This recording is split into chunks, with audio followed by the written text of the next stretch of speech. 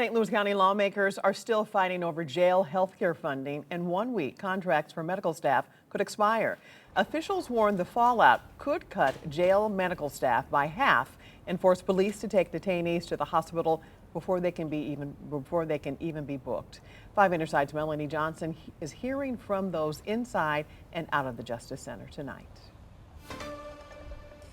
Yeah, Kelly, the fate of 20 jail nurses hangs in the balance tonight. If funding is not approved by June 30th, the county will not be able to pay them. Tonight, we're hearing from those inside and out of the jail on this $2 million decision.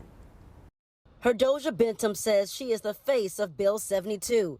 15 years ago, she was jailed in Clayton while 5 months pregnant for a traffic ticket. And so I ended up giving birth at 22 weeks to a 2-pound, 1-ounce baby. In 1 week, the county executive says 23 jail nurses could be cut if the council does not approve $2 million in emergency health funding. Now with these cuts in funding, the lives of our detainees in the jail and in juvenile detention are at risk. The adult and juvenile facilities would lose half their medical staff.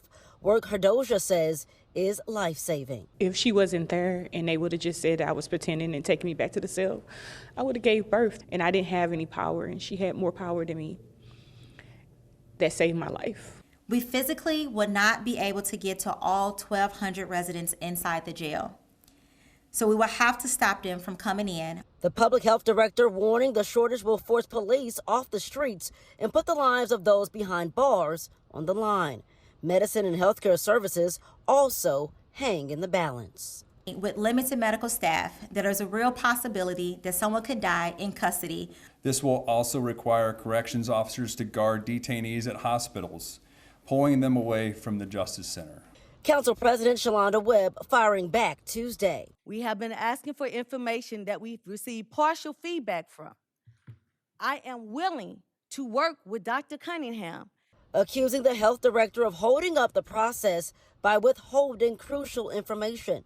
The council moving to force a public showdown Wednesday to get answers. I want to make it as clear as possible, so the ball is in Dr. Cunningham's court.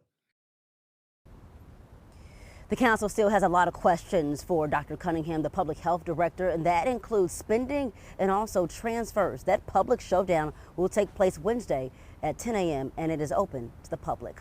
Live outside the Justice Center tonight, Melanie Johnson, 5 on your side.